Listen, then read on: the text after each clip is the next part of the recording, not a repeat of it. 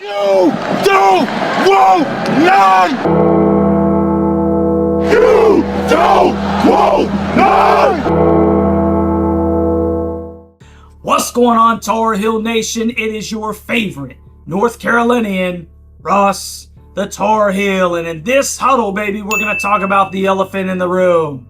What's going on with UNC and HD? And I'm just going to give you the warno right here, bro. I'm probably going to piss everybody off, all right, on either side of this topic. Now, I'm going to start things off with this because I don't want any ignorant fool to jump in here and try to accuse me of hating on HD, and I don't want some dude on the other side talking about how soft I'm being.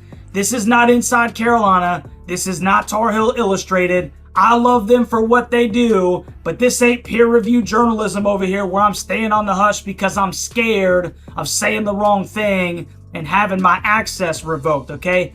I'm not staying PC about this because you have tiny heart syndrome, bro. So you need to understand that this is the op-ed section of Carolina basketball and football. So if you can't take the heat, bro, go ahead and get out of the kitchen, man. No harm, no stinking foul, bro. If you're looking for an echo chamber, okay, something to tickle your little ears all the daggum time, dude, as we used to say back in the day, it ain't happening, all right? This ain't no safe space. And as I said from the beginning, I'm going to keep it a buck. One stinking hundo. And if subscribers leave, then they stinking leave, bro.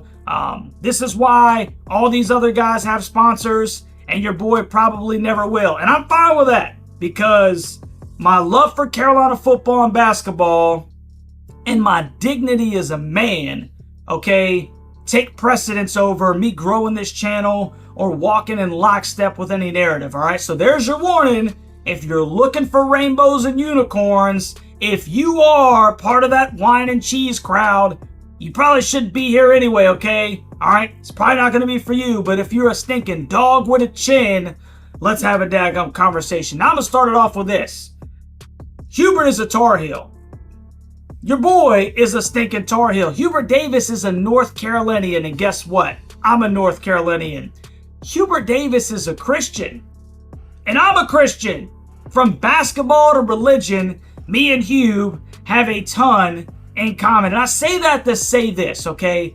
There ain't a person in the world that wants him to be more successful outside of his family and friends more than your boy. He's a good man. He is a high character guy, high morals, man. He's passionate about Carolina. It's where he went to school. It's where he lives. He's passionate about the program. He wants it to be great.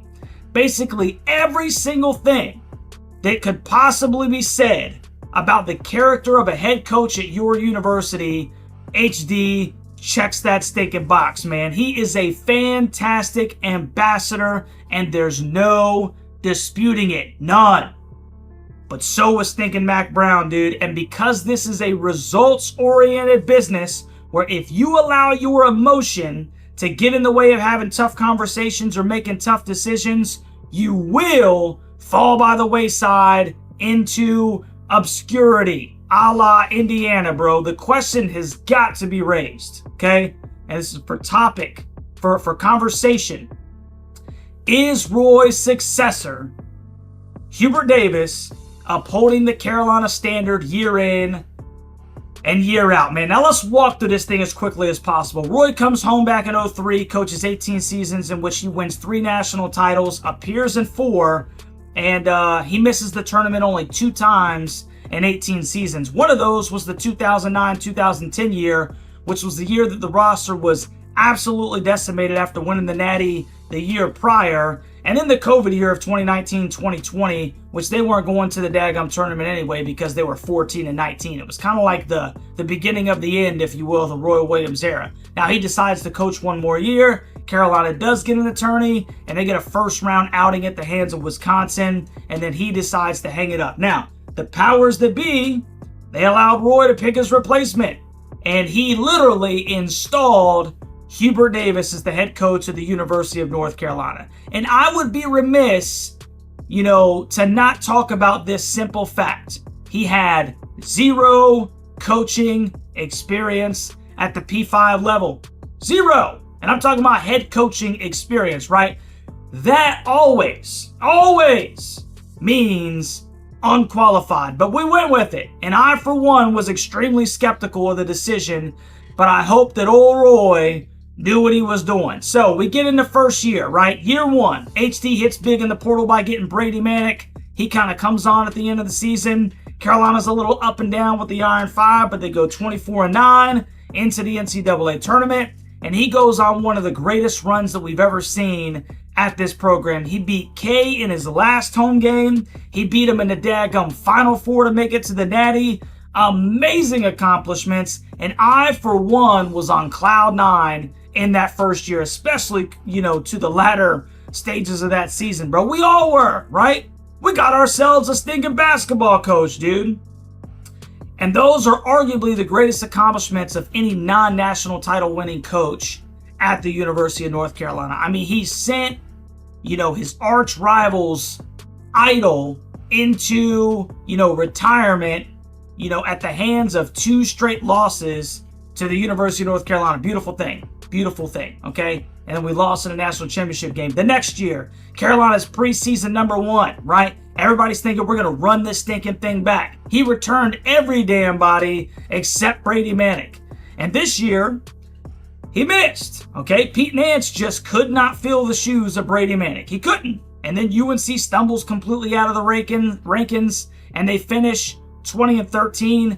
And then they compound that problem by refusing an invitation to the NIT, right? Not even Roy did that. Roy wasn't even too good to play in the NIT. It's probably one of the worst coaching jobs, that we've seen, because there's no other way to sugarcoat it. You were preseason number 1 and you failed to make the tourney and then refused to play in the NIT. I mean, there's no other way to sugarcoat that. I don't care what was going on behind the stinking curtains. Then Caleb leaves, right? Year 3, HD does phenomenal in the portal, bro. Hits big. He gets Cormac Ryan, Harrison Ingram, absolute dogs. Both of them are stinking leaders, man. And Carolina goes on to win the ACC regular season title before losing to State in the ACC championship game. Then they lose to Alabama in the Sweet 16 with some maybe questionable decisions about personnel. He had Wojcik and Jay Wash in late in that game for extended minutes in crunch time. And they hadn't necessarily, been in those type of roles all season long. And here they are in the most important game of the season. And, we just didn't get the job done against Bama, right? Jay Wash hoists up a stinking crazy 3-ball. And I, for one, didn't think that the Heels matched their full potential that year, because I think that was one of the better teams in the country. And I thought for large portions of that year, Hubert Davis did a fantastic job of coaching. He was the ACC Coach of the Year. And then you fast forward to this year, right? So we go, first year kind of starts off like this. We get to the stinking mountain. The next year, an absolute stinking valley, bro. Then the year after that, we come back up, man, and we're at a stinking mountain. And then we fast forward to this year. You sign 2 highly touted 5-stars in Drake Powell and Ian Jackson. You return an All-American shooting guard in RJ Davis, who's one of the leading scorers in Carolina history. And then you have a 5-star Elliot Cadeau returning as your starting point guard. And we can't get a daggum big, okay? And let's just say for craps and giggles, all right, that UNC didn't fork up the money needed and, the powers that be dropped the ball. Okay, bet. Carolina is still 13-10. All-American, 3 5-stars. Carolina is 13-10. I need you to let that sink in for a second. Roy missed the tourney 2 times in 18 years. HD's on the cusp of matching that in 4. I need you to let that sink in for just a second. Now forget all this other Billy Jack bullshit, okay? Let that sink in. Is it acceptable for the University of North Carolina to miss the tournament every other year? Which we've done all the way back to Roy Williams' last 2 years, right? Because unless Carolina goes on some stinking crazy LOL State-esque run, that's where we're at. Missing the stinking tourney, man. And I would not be surprised at all if they rejected an NIT invitation once again, man. So the question remains. I pose this question to you, Tar Heel Nation. How acceptable is it for Carolina to go to the tourney every other year? Now, I've heard murmuring about the effort and the buy-in from some of the players. Okay. I've heard murmuring about guys playing for the name on the back of their jersey instead of the name on the front. Okay. And there's some legitimacy to those gripes, man. I mean, there is. But I also think the style of play has only inhibited the selfishness as opposed to creating an actual basketball team, bro. And a lot of this has really started to seed for me as I watch how this team has been coached this year. Like I said, last year, we're not talking about that. I thought he did a pretty daggone good job coaching last year in 2023, being the ACC Coach of the Year. And that's not why he did a good job, but it's just kind of a, a little cap, on that season. He did a great job, but I think he directly impacted multiple games and coached us to victories back then, last season, that is. And I also think that he also made some maybe questionable decisions in the Sweet 16 with the personnel, okay? So that's why I say for the most part, I think he did a great job last year, right? But I was pleased as a whole. And both things can be true. 2024, 2025 has been the absolute opposite. Yes, Carolina is lacking a legitimate big, the likes of Armando Bacot, okay? But goodness gracious, when you play 4 out, 1 in, and sometimes 5 out basketball with limited movement because everyone's watching one guy play ball, it's a recipe for 13 and 10. When you continually watch your smaller guards getting posted up in the paint, playing atrocious man-to-man defense where they can't stay in front of anybody, and you don't make some type of adjustment, you just take it, loss after loss, bro. You get 13 and 10. When you play your rival and you match up a 6'3 guard on a 6'10 guy that's arguably the rookie of the year in the country, you're doing the opposite of setting your team up for success, man. That's actually having the opposite effect, okay? They're being set up this year, and I'm not saying purposefully, obviously. They're not. I believe that the intention is good, but they're being set up to fail. Okay? Now, I've seen online and I've heard podcasters talking about why do people have it out for HD? And every time I stinking hear that, bro, it makes me cringe. Because I think to myself, no one has it out for HD. Alright? We have it out for the product that we're seeing on the floor, and he's the head coach. What are you talking about? It's like this weird attempt at deflecting from having a serious conversation about what's going on, man. And so my question in return would be, why are you so defensive? When the head coach at UNC has a 13 and 10 record and on the cusp of missing the tournament for 2 out of 4 years out of blue blood, right? Why are you so defensive about him facing any type of scrutiny? I mean, Joe Biden doesn't, he's not above scrutiny. Donald Trump's not above scrutiny. Mac Brown and HD are not above scrutiny. Earl Williams and Dean Smith were not above scrutiny. I don't care what Bill Belichick's history is. He's not above scrutiny, right? Like, when you're putting on, then we're down. When you're not putting on at Carolina, guess what? Yes, there will be some scrutiny. I just don't understand why the conversation constantly goes to, well, we just missed in the portal this year, right? Why can't we actually have a conversation about the disagreements with matchups or the lack of diversity on defense when your bread and butter man-to-man is not working, bro? You're getting cooked and making 0 changes, or even players not riding the pine after committing 4 turnovers in the first 5 minutes of the most important game of the year. These are directly related to coaching. I'm sick of hearing about the personnel or lack thereof, dude. An All-American and 3 5-stars at least are on this roster. Let's talk about how those personnel are being managed in 2025, bro. We can't change the portal. We can't change what the roster is. Okay, so we got to stop going to, well, we don't have a legitimate big. No, but you do have an All-American and 3 5-stars. Let's start this thing down with a top-down approach, okay? I don't like the fact that we haven't trapped almost at all this entire stinking season, bro. That is is coaching. I don't like the fact that our offensive philosophy is to spread the floor and alternate which guard is going to dribble drive and play one-on-one basketball. That is coaching. I don't like the fact that we're switching on every screen as opposed to fighting through them like some old, tough North Carolina teams. That is coaching. And that's been an issue for me since stinking last year, because I'm sick of teams knowing that we're going to switch on the high ball screen and our guard ends up on a big man and our big man ends up on a stinking guard, okay? I don't like the fact that we don't have better plays designed to get RJ Davis better looks at the basket. That is coaching. I understand that he's not necessarily Allen Iverson where he can just create because he's a smaller stature guy. Guess what? You can run him off of multiple screens because he's a shooter. Get that guy some stinking looks. The same with Ian Jackson, man. I don't like that. That is stinking coaching. I don't like the fact that I've seen stretches where certain players have been extremely careless with the stinking basketball and there seemingly have been no consequences.